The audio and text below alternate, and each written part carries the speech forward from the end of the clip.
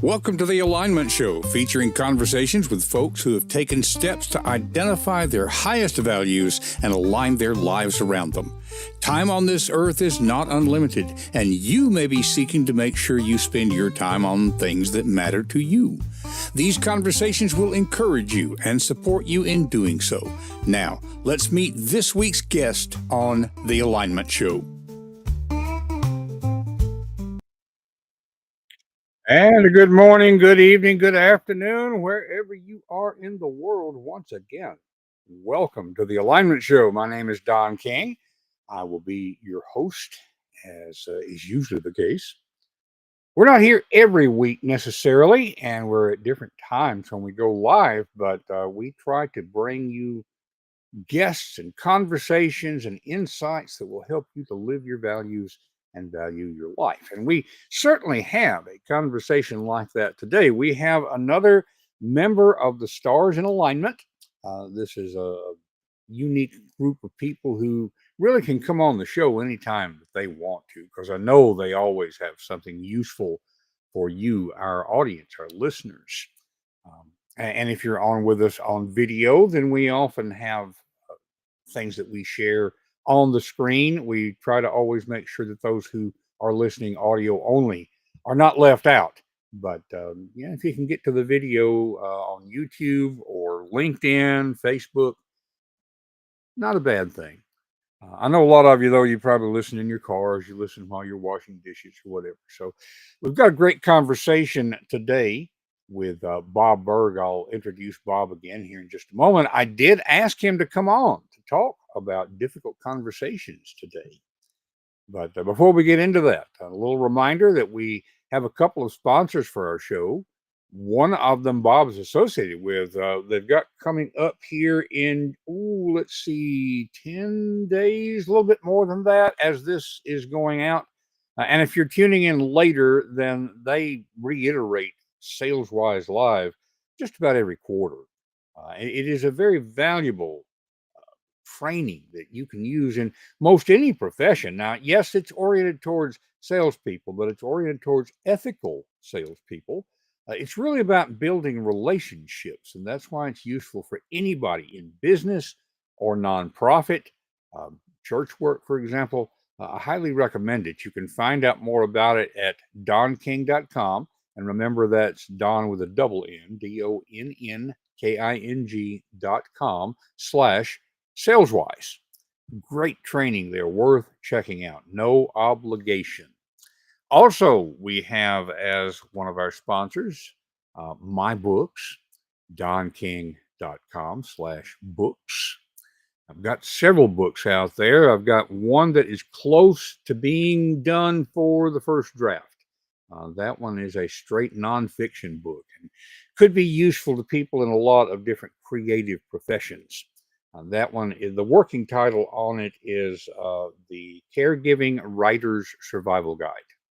But for writers, photographers, artists, sculptors, musicians, actors, anybody who has already achieved some success in a creative profession, and you find yourself in the role of a caregiver.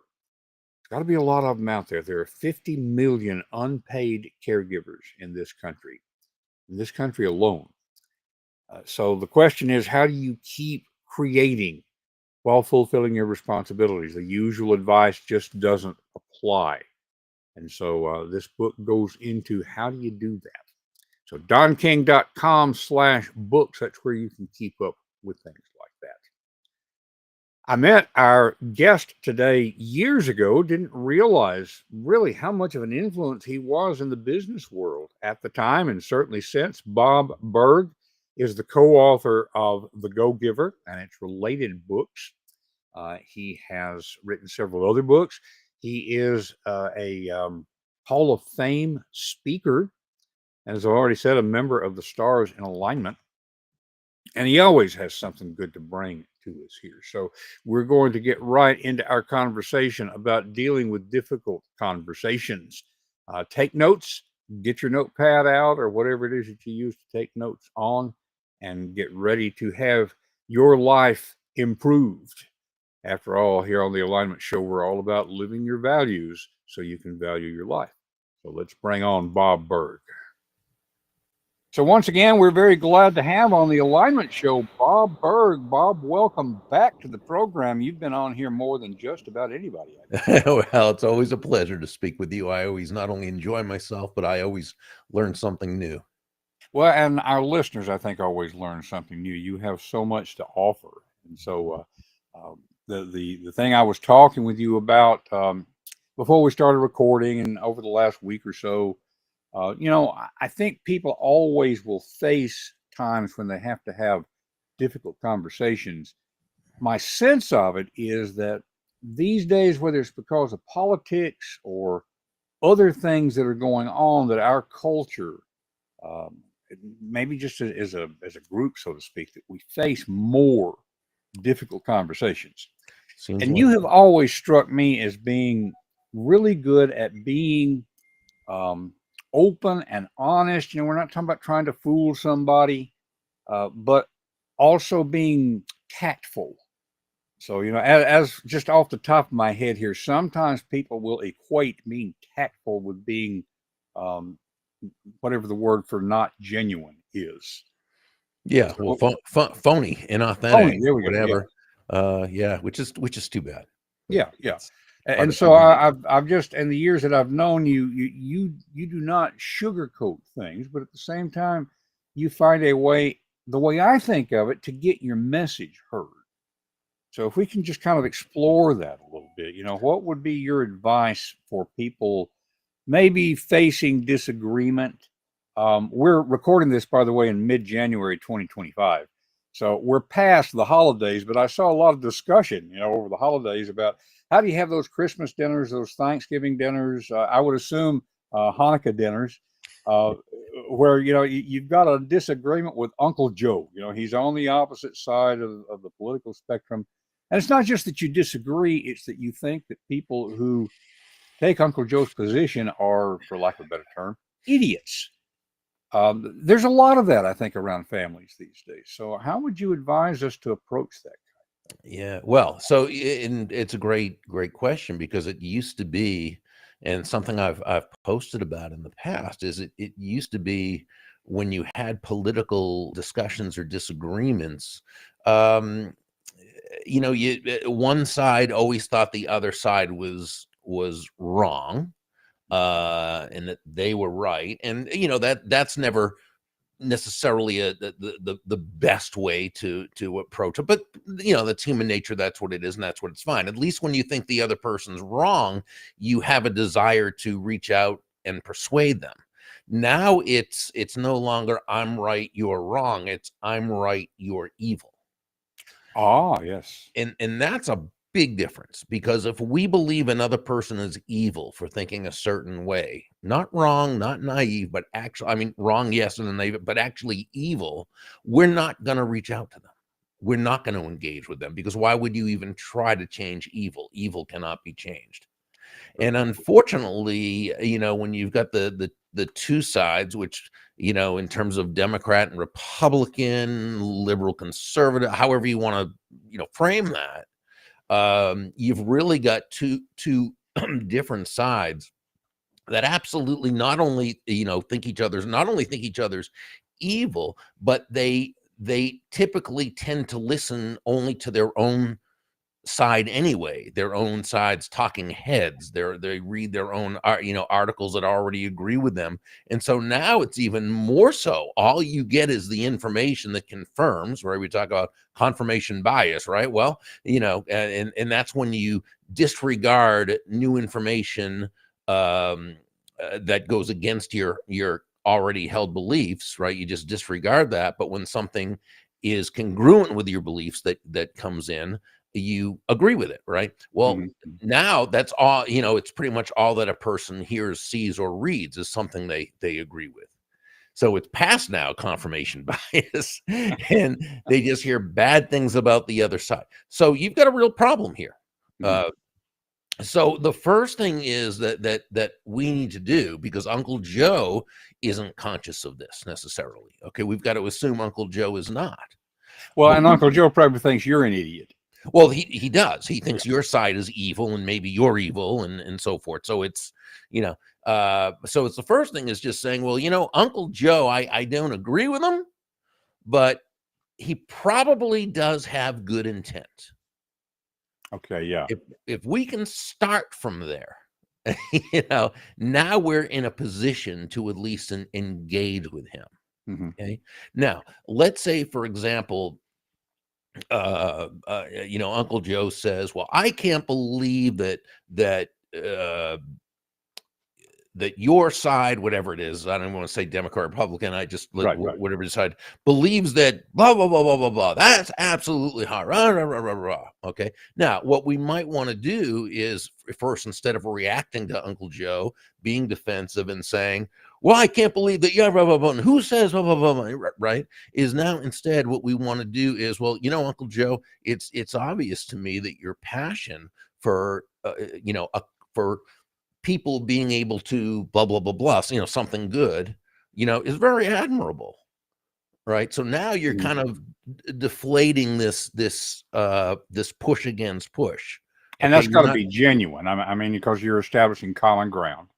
Yeah, and again, you probably do believe that Uncle Joe has good intent. Hmm. You just believe that he's wrong, but you believe he has good intent, and his passion for, or his caring about people, obviously shows through in this. Now, again, you believe his way of going about it is the wrong way of curing that, whatever it happens to be, but you believe his intent is good. So it has to start there. Mm-hmm. And so then you can say, well, Uncle Joe, one of the things that I love most about you is that you certainly are passionate for others and wanting to cure this situation or make this situation better, blah blah blah. Now what you do is you kind of reframe, and you would say something along the lines of, like you, I also want to live in a country where people are able to boom, boom, and boom, whatever the benefits are that you probably both agree with that you'd like to see happen. Okay. And then you would say, I think our only disagreement is what the best way would be to get there. Mm. Okay, Okay. Yeah. this is called the Ransberger pivot. It was invented by Ray Ransberger and Marshall Fritz probably 30 years ago, and it was a way to really reframe a discussion to take it from two adversaries to one where both people want the same thing, and that's where now the how to get there conversation can begin. Mm-hmm. Okay. Mm-hmm. The only thing I added to it was the part where I say, I'm so impressed by how passionate you are about, or, I really admire that how much you truly care about people and want to see, with this. Then the Ransberger pivot is, like you, I also want to live in a world where, or I want to live in a country or in a city where people can blah, blah, blah, blah, blah, blah. Okay. And Mm-hmm. then I think the only difference between the two of us, or the big difference between the two of us, is what the proper way, or what the most effective way, or what the most compassionate way, or what whatever way would be to get there. Okay. Now, Okay. you're probably going to say, well, yeah, that's true, but how could you possibly think that you can do it by blah, blah, blah, blah, Mm-hmm. lowering taxes or raising taxes or having more this or less this, or, whatever it happens to be. Well, Now, and I wonder, and this may be going the direction you're going first. I'll observe it's almost like turning tribalism to your advantage. It's just that you're drawing the circle bigger so that you're both included with it. Okay, so the tribalism, I think, us versus them. Well, this is redefining us in a sense. right. Yeah, Okay, it's a great point. and then to get at the thing of Uncle Joe saying maybe to you, your side believes X, Y, Z. And I probably have some exaggerated views of not only what Uncle Joe believes, but why. Your side believes X, Y, Z. But you mentioned a moment ago the tendency to get defensive. Let's assume that, when Uncle Joe says your side believes, and again, like you, I don't want to say, one way or Right. the other, but some ridiculous thing, and it's not true. That of course, your natural tendency is going to be to get defensive. Sure. I think first we would probably take advantage of Stephen Covey's one of his principles about seek first to understand, then be understood. Mm-hmm. But the practical question becomes, at what point can you sense that you have tried to understand Uncle Joe? Uncle Joe realizes you're trying to understand as opposed to argue. Mm-hmm. But at some point, you do want to correct Uncle Joe's misunderstanding or misapprehension of what my side actually believes. Mm-hmm. When do you get to that point? Is it just a matter of sensing that Uncle Joe's open, or is there some more objective way of kind of measuring that? Well, once you have responded instead of reacted, controlled your own emotions, make sure that you're right, and you've done the the reframing. Oh, now you can go into it. But because let's go back to tact again, because this whole thing is really, when think about it, it's about tact, right? Mm-hmm. So what is tact? Well, first, my dad, Allah Shalom, he always said that he'd always defined tact as the language of strength. And I always enjoyed that because it takes a lot of strength, a lot of time, many times to show tact, when really you want to tell Uncle Joe, what bridge to jump off of, right? And because again, it's human nature and we all are like that. So sometimes it takes a lot of strength to be tactful. Really, the tact can be defined as the ability to communicate an idea in a way that ordinarily that other person would not be open to, okay, and do so in a way that not only are they not defensive toward you and your idea, but they're actually more accepting of that, more willing to engage. Okay, tact gets you to that place, but you still need to know your stuff. You still need to be equipped. So when Uncle Joe says, well, what about so and so said this, and that, okay, you've got to be able to now take that and say, well, I'm wondering,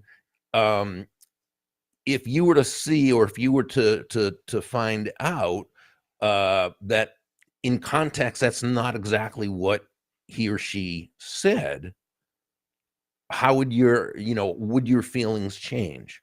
Mm-hmm. Or how would you now, when he says, well, yeah, if so and so didn't actually say that, well, of course. Mm-hmm. Okay, so now you're tapping into Robert Cialdini's law of consistency, right? Where if Right. he's saying that if you're showing, now you're not saying if I can prove to you, because they're not interested in anybody proving something to them, right? Mm-hmm. But so you want to put in such a way, if you saw, or if you came across information that kind of showed that that's not really what he said or she said, or what have you, would you feel open to seeing this a different way, or how would you feel if that sort of thing? Again, get them to tell you what they need to hear, as Jeff West says it. Get them to tell you what they need to hear, instead of you telling them what they need to hear. Get them to tell you what they need to hear. Mm-hmm. Okay, so now when you tell, excuse me, go ahead. And I don't want to interrupt you and your train of thought, but just see if this ties in. Is it worthwhile at some point to say, what makes you think that? And you've got to be careful with your tone of voice and your body language. Oh, absolutely. You can say, oh, tell me more. Yeah. And that's what they want to do anyway, by the way. Because if I say to you, what's your evidence for that? Then that's just argumentative. But if I'm really wanting to know, what's your evidence for that? What led you to that conclusion? I want to know more. This goes back to tact, okay? Yeah. And where people say, "Oh, well, isn't that phony or inauthentic?" No, you're honoring human nature. That people's ego, right, is simply not going to accept you saying, "Well, what's your evidence of that?" Mm. Okay, but they're much more accepting when you say, "Oh, tell me more," Or, Mhm. oh, how did you hear that? Where did you hear that was, Mhm. well, I heard it on, and it's going to be either MSNBC or Fox, or the two Yeah. opposite sides of the thing or whatever, depending upon their thing. Okay, so when you get them to do that, and they're telling you, okay, and and depending upon, again, what it is now, what do you feel would happen if, and again, pointed out, but again, this is tact. Mhm. Yeah, and that's the whole thing. There's nothing phony about tact. Tact is simply honoring human nature, and you're honoring that other person, Mhm. right? And so that's the whole thing. I mean, we could go into all sorts of examples of of actual scripts, to do that. That's fine. If we were to look at, and you would say, well, take this issue from a conservative or liberal viewpoint, how would you? Mhm. Yeah, we could do that. But really, it's just a matter of understanding the principle itself. First, make sure you're under control. Yeah. Okay, so make sure you go into this understanding that if you feel verbally attacked, or you feel whatever, well, if you react, it's probably not going to have a good result. If you can respond, and I first learned that from Zig Ziglar a long time ago, the difference between reacting and responding. When you react, you're allowing yourself to be controlled by outside circumstances or people. When you respond, you're in control of Mhm. yourself. He used to use the great example that you go to the doctor gives you some medication, you come back a week later, they say, oh, looks like you've responded well to the medication. Okay, or did they say, ooh, apparently you've gotten a bad reaction, right? So there's a big difference between responding and reacting. So first, we need to be able to do that. We need to be able to respond, be in control of ourselves, master our own emotions. Then we've got to be able to present to that other person in such a way that we open them up to the idea of being in conversation. And then we have to be equipped to actually know the issue itself. Now, this assumes, by the way, that you even want to engage in that conversation, There's because that. there is no rule that says you have to. Mhm. Right. Yeah, yeah, that's a really good observation there. What there's a fairly famous cartoon. I think it may have run in the New Yorker at some point, certainly on the internet quite a bit, where somebody sitting at a computer, uh, wife has just called him to dinner, and he says, "I'll be there in a minute, honey. Somebody's wrong on the internet." Yeah, there's Yeah, yeah. It's don't not have. just pick your battles, although that's a part of it. There was another one from Scott Adams, who draws the Dilbert Yeah, oh yeah, cartoons, he's so brilliant. something along the lines of, and I mean, it's kind of negative terms, but the principle is there. Never argue with an idiot. At the end of the day, you will be exhausted, and he'll still be an idiot. Um, so we're not. I'm not putting Right, people down with right. that. I know Just, what you mean, though. But yeah, yeah, there is truth. There's all those kinds of sayings, and they have truth to them in the point they're making. yes, That unless it's really worth your time, worth your energy, then now I'll tell you one reason I enjoy engaging in a lot of these kinds of so whether it's politics, economics, different types of things, is it helps me to be able to think more clearly. I get great practice doing it, so I mhm, enjoy it for that reason. um there's also something else too that I think is important to understand, and this is whether you're having um, a discussion like this on the internet with someone, or in person in a group or something like that. And people say, well, you're never going to change that person's mind. Well, the chances are, if they're too far one way or the other, probably mhm, not. My feeling is most people, politically, are a little bit to the left or a little bit to the right, and are Mhm. actually pretty open to cogent, respectful arguments, Mhm. and can change. But we're talking about the people on the, far left, far right. Their minds made up. Don't confuse me with the facts. Okay, and Right. that's fairly true. Okay, so even if you have the best, the tact and diplomacy and the best argument and the fact, it's probably they're not going to prop. But here's the thing: they're not really who you're doing it for. It's Mhm. for the other people who are listening in, Especially when we're on the internet. So yeah. especially on the internet, right? And these are the people who are kind of looking in for two things. They're looking in logically, they're trying to follow the argument, okay? Emotionally, they're looking at who handles themselves better. And the Mhm. one with the more credibility is not the one calling the other person an idiot and stupid and evil and things like that. It's the person who's showing respect to the other person and making their points. Mhm. And I've had numerous people write me, the private messages saying how much they enjoyed, watching me handle the discussion, and they can understand how blah, blah, blah, and so forth. And so I think that happens a lot more. So if you're really someone who wants to make that point in order to persuade, then yeah, understand that you're not just doing it for that person you're speaking with or communicating with. It's for everybody who's listening in. Yeah. Yeah. Let me play devil's advocate just a little bit right here. And you know me well enough to know I'm not going to, you know, believe this particularly, but I hear people who will say our culture as a whole seems to have broken down around the thing you're talking about right now, where I agree with you 100% that people care about character, but it seems that they care about it less than they used to. Here's the devil's advocate part. How can I do this succinctly? I was reading this on, if you're new to the alignment show, you may or may not know that I also pastor a church. And so this was in a ministry context. The writer was a pastor. He was recounting some real conversations that he had had. And he was doing a sermon from the Beatitudes, the Sermon on the Mount. And somebody came, one of the people in his church came up to him afterwards and upbraided him about preaching that liberal stuff. And he said, I'm quoting Jesus. And the response was, well, that may have worked then, but it's not. Yeah. And, he was astounded in a church setting, Yeah.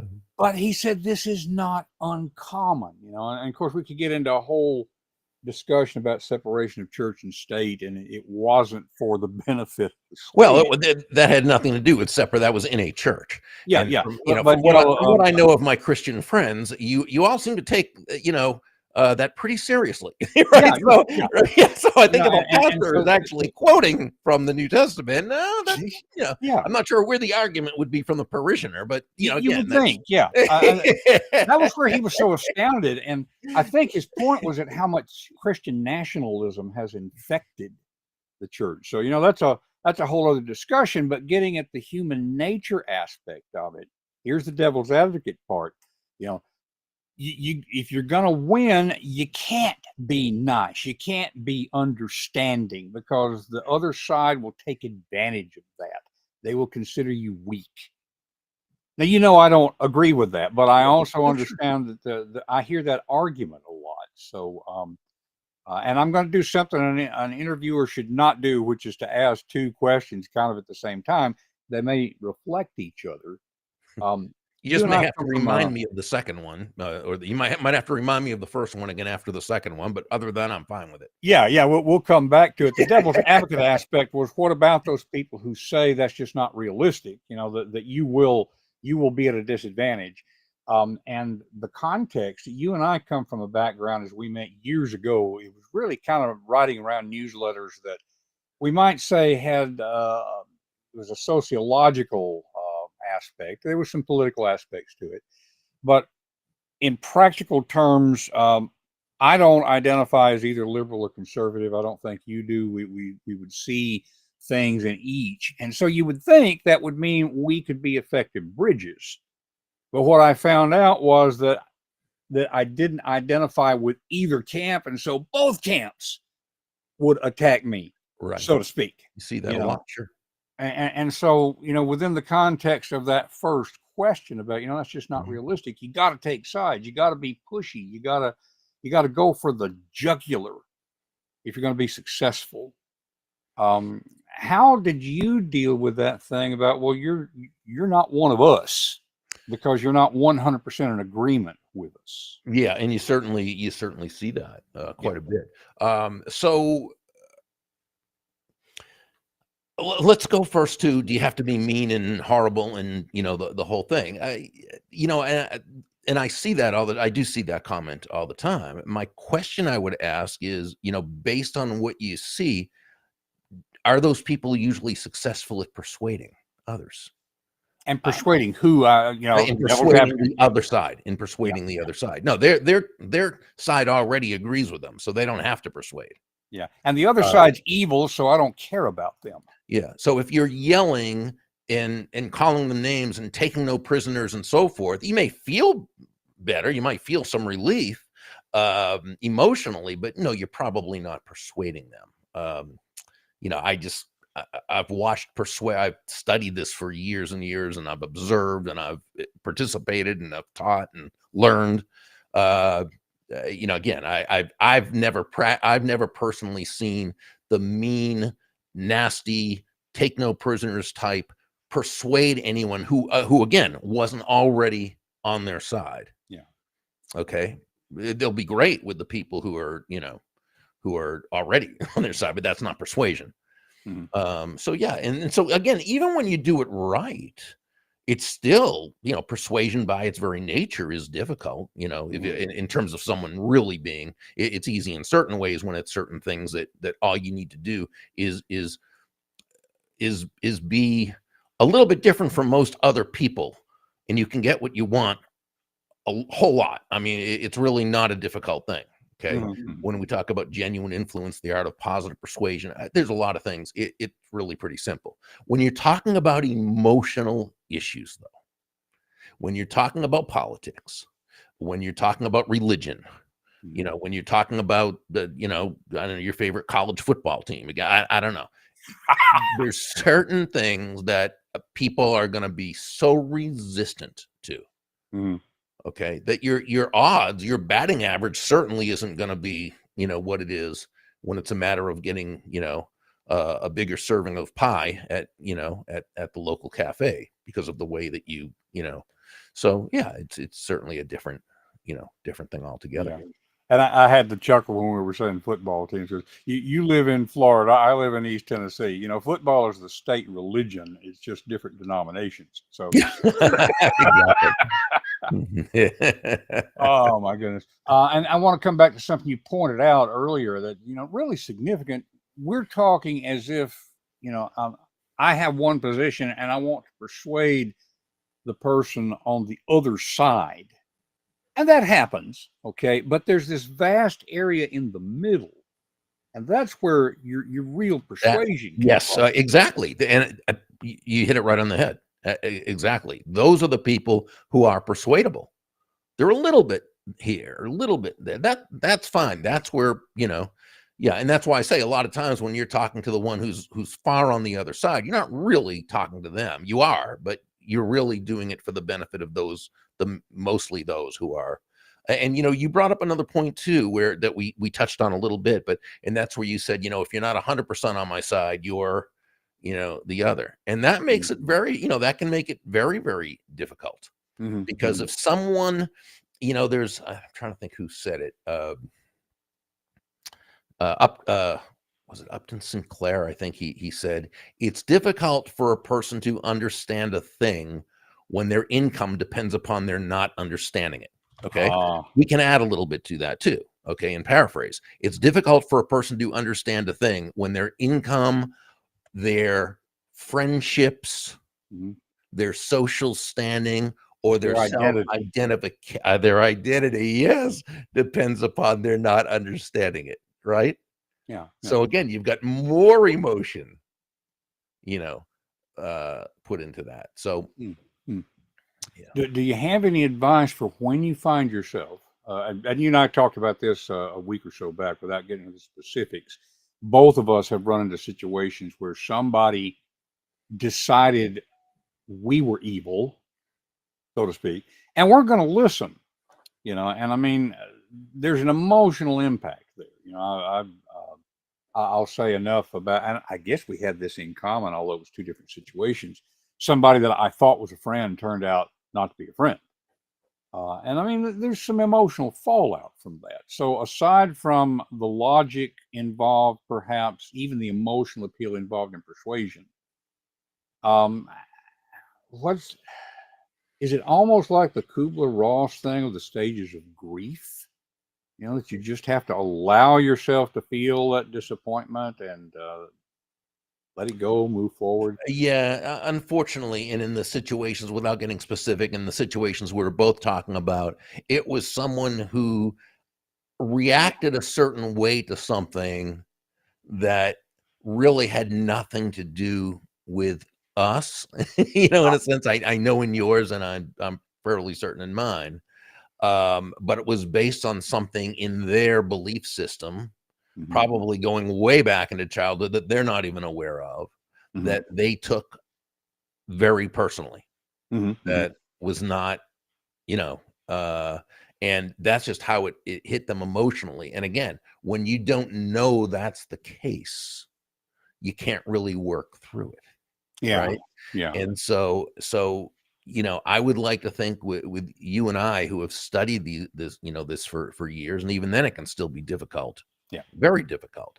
But that if I was to react in a way that I really felt so hurt by something that I got mad at the person, would not speak to them again, or something like that, that maybe somebody could say to me, "So Bob, what's really going on? What was really the issue with what that person said or did?" It probably wasn't a good thing what they said or did. They may even been wrong in the way they communicated or what have you. But I know you well enough to know you don't generally hold grudges or get mad at people like that and stop talking. So is there maybe something in your past that's maybe kind of locked back in the unconscious that could be right? And so that, and I would now see again, we understand the people watching this. We've all studied, most of us have studied the same books, right? And so we kind of know that's a thing. So okay, that's a great point. What is going on maybe that has Mhm, caused me to react in that way right? mhm, But mhm. we've got to understand most people don't study this stuff. So they're not thinking conscious, unconscious, what's going on back there when I was 4 years old. It's now manifesting itself right now because it was triggered by what that person said or did, right?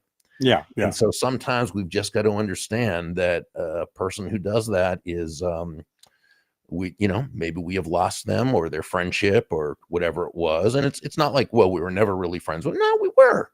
But there's people are people and have their things, right? Mhm. Uh, and it just happens. So we've got to, yeah, we probably do go through those stages of grief. I believe that. And then we've got to just kind of lovingly let them go and Mhm. unattach ourselves to those, the real negative feelings of hurt and anger and so forth, because that happens in life sometimes. Yeah, yeah. In fact, I'll mention, and you know so many people, Bob. You may know Mel Robbins. I don't know if you know Sure. her or not. Okay, I don't know her. I mean, we don't have a personal friendship, but yeah, I mean, I certainly know of her. you know Sure, who we're talking about. And so fantastic. she's Yeah, got a fairly new book out on let I've them heard. theory. Yeah, And I haven't read it yet, but I've heard great things about it, so I'm yeah, looking I'm forward to I'm it. reading it now. And so folks listening, I'll have a QR code and a link, where you can check out that book. But there's just that idea of let them, that you cannot control other people. You have to let them, and then it's followed up by let me, which is what am I going to do? It also reminds me, we mentioned Zig a little while ago. I think, correct me if I'm wrong, I may be misattributing this, but he used to talk about a story of somebody at work that the boss yelled at him, and you can't yell back because, paycheck and all that. So you wind up going home, and the story is, the different people In a people trickle, in yeah. traffic and all that. You get home and the cat crosses your path and you kick the cat. You know, it's not Which we it's not hope the nobody cat's would fault. ever actually do. But yes, that was the thing. Yeah, yeah. So you know, I think that comes into it. Yeah, There's for sure. also I'll get a little on the religion thing a bit. I often talk about what I call dog and cat theology. That is, we are all sort of like dogs trying to understand what these humans are doing. You know, if you ever Mhm. notice a dog watching you, you know, you're rushing around, you're trying to get the briefcase, get dressed, get out the door, get someplace on time. The dog has no concept Right. of having to get to a job. You know, why is he rushing around? Why didn't he just lay down and enjoy the bed, you know, and all that? You Mhm. can see the dog trying to understand. And I think a lot of the religion and politics, for that matter, is us just trying to understand something that we really can't understand. Now, That's here lately, I've called it cat and dog philosophy. People will say, "Well, I notice you're mostly talking about the dog. Where's the cat come in?" Well, the cat just wants to know when you're going to feed him. And I think that comes into a lot of what we're talking about, as you said a little while ago. You know, people really don't study this stuff much. They just simply react. And we're not saying that to be superior, but just to say, you know, if you dig into this, you will never get 100% good at it, right. but you will get better. You will. Yeah. Yeah. So even at my age and your age, we're kind of in the same generation there. We're still learning this stuff. And I think you would agree with that. I mean, Oh, absolutely. And I got to tell you, so I'm just about to turn 67. So I've lived a life, and I keep learning new things all the time. I think I've been studying Michael Singer's third book, Living Untethered, yeah. now for the last year and a half. And again, he has three great books: The Untethered Soul, The Surrender Experiment, but it's his third one, Living Untethered, which I believe is his masterpiece. Absolute masterpiece. And I've been studying it for the last year and a half, and it's made a huge difference for me in terms of my understanding. And again, I see things in there that, oh yeah, I learned that 30 years ago, but you know what? The way he's describing it, I'm able to like apply it. It's made a huge difference. So yeah, I mean, I like to think that I've been studying this stuff for years and years, and yet I learn something new all the time. And and reading what he has written in this last book has helped me really come to some understandings about myself and about others that I really did not have before this, and it's continued to open up a world for me. And I wouldn't say I'm reading that book. I have read it before, and it's been long enough that I need to go back through it again. And was it Living Untethered, or was it The Untethered Soul? Because Oh, that's the first one, and most people think it's The Untethered Soul, because that was his first one, and that was that's the the first. one. I It's think if I Living remember Untethered is correctly, the third one, which is just amazing. I think the cover has a picture of a horse on it. Yeah. Maybe is that the Living Untethered? Mm-hmm. So I think that's the one I've got. If Good. not, I'm it's so glad. I'll certainly pick it up. So let's at this point, you and I could talk all day, and I know you've got other things to do as well. I want to ask what is current for Bob Burg, or what are you up to these days that you would like to tell people about? For folks who are listening audio only, we've had some crawls going on the video, but we want to be sure we say out loud. We will have links in the show notes at confidencecultivators.com. And you can find all about Bob and what he does by going to burg.com. That's Burg. I got to tell you, Bob, my wife's uncle, his last name was Burg, but it's spelled Berg. And so she's always saying, that Bob guy, he spells his name wrong. Name wrong, So, yeah. so to be very clear about it, Burg.com. But, tell us, what would you like for people to know is going on with you right now? Let's a couple things really. Just one is that we have the Go Giver Success Vault, which is at the gogiveracademy.com, but though you can also find it at burg.com, and that's where we've put really all of my resources up there for people to explore, dig into, and go through. And so, and then we also have a quarterly Zoom call that we do. So there's a lot there, and it's a lot of fun. We also, with Kim Angeli and Jeff West, we have the Sales-wise live, yeah, Sales-wise Live Sales Mastery, and we're doing those now virtually instead of in person. So, and that's at saleswiselive.com, or yes, you have it at your site as well. So, and we're still building our team of certified go-giver speakers and coaches. So we have a lot of fun with it, and just seem to have great people around us all the time. So yeah. I think this episode, I'm not quite sure when it'll go out, if it's before January 29th, 2025. That's the next virtual Saleswise Live. And you can get to that from DonnKing.com. That's DONN, DonnKing.com/saleswise. But that's something you guys will have ongoing, right? Yeah. In fact, we're needing to close it out on the 20th of January because we do a really big workbooks, really cool workbooks that we send them. So in the mail, so we need to have time to get them. But yeah, but the next one they can always get to. We'll have these probably quarterly, I would imagine. Yeah. And things can change, but that's the plan. Yeah. And so I'm sure this will go out after January 20th. So that's fine.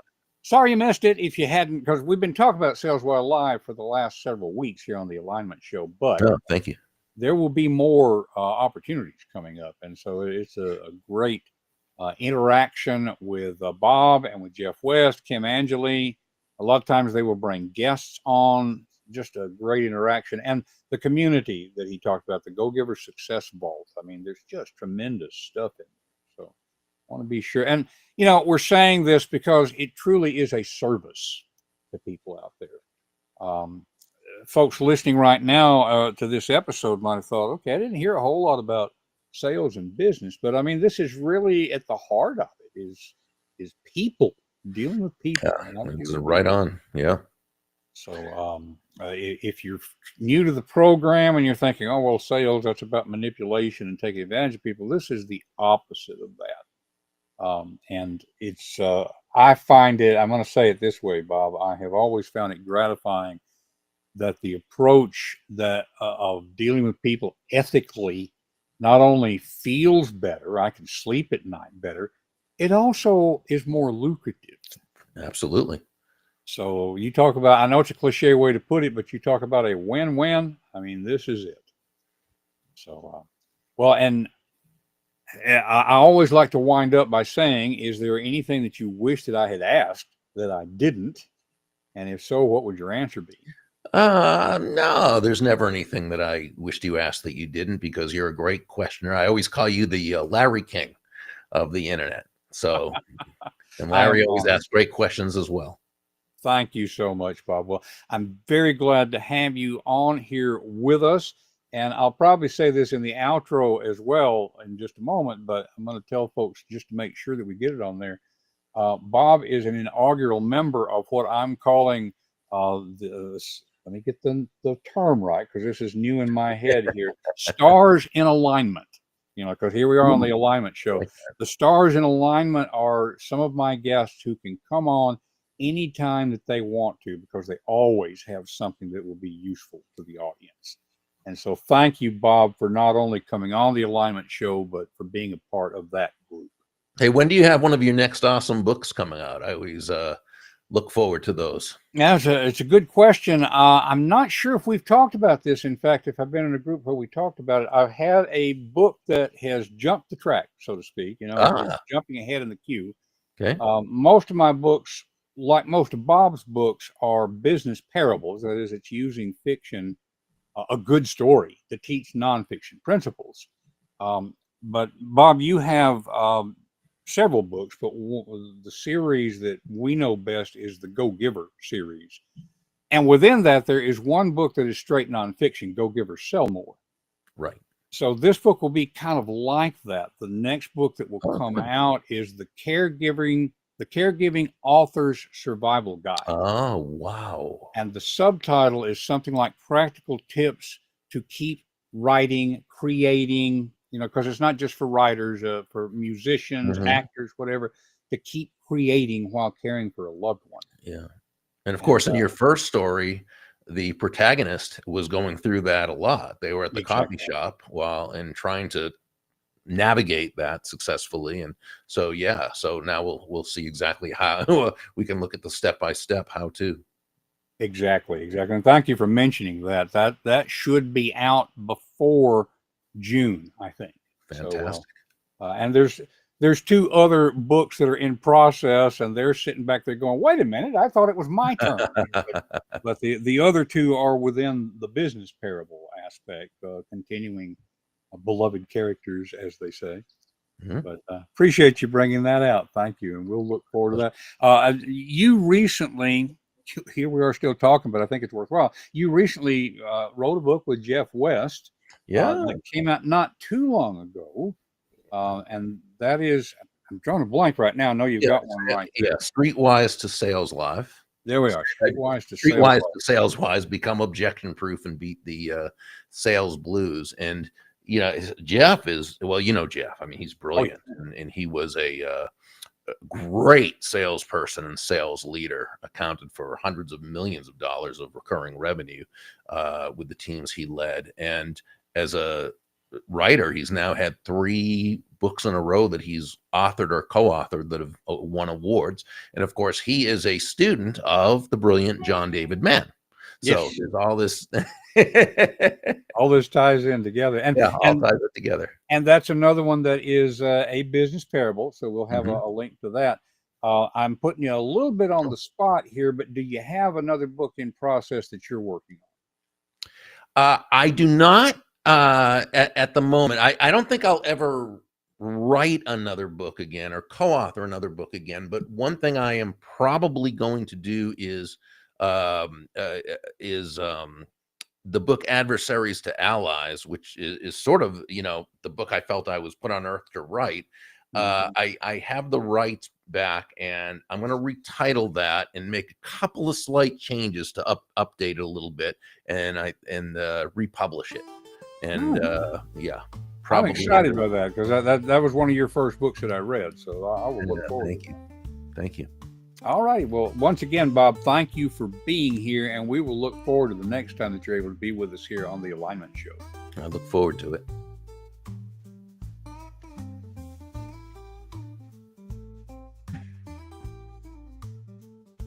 Well, there was an awkward pause there, but we finally got the switch hit here to be able to get back to me. Great conversation with Bob, unsurprisingly, and just so glad that he was able to come on here with us for this conversation. It's been a couple of months since we recorded that, and yet the stuff that he talked about is more important than ever. And I jotted a couple of notes to myself here as I was listening. I want to mention. It occurred to me that there is linguistically a connection between the word tact and tactics. Now, we tend to think of tactics as being a way of winning, but that's not really what's involved in the original word there. The idea of tactics is to be skillful. And so if we're going to practice tact as a tactic, that is, as being skillful, then we're most likely to be able to understand the other person, to be able to foster connections. And it happens that maybe that's the most likely way for us to win. And I'm putting win in air quotes here, because again, it's really, in the long run, it's not about winning for my side. It's about getting on the same side, recognizing our connections. And that's really the underlying thing. I would say it's more difficult these days. And the, what would I say, the cynic in me, really, I think it's the realist in me, but that's another discussion, recognizes that it's in the best interest of some people to divide us, that they're actively working to set us at each other's throats. And so I think a win there is that they're not going to win at dividing us.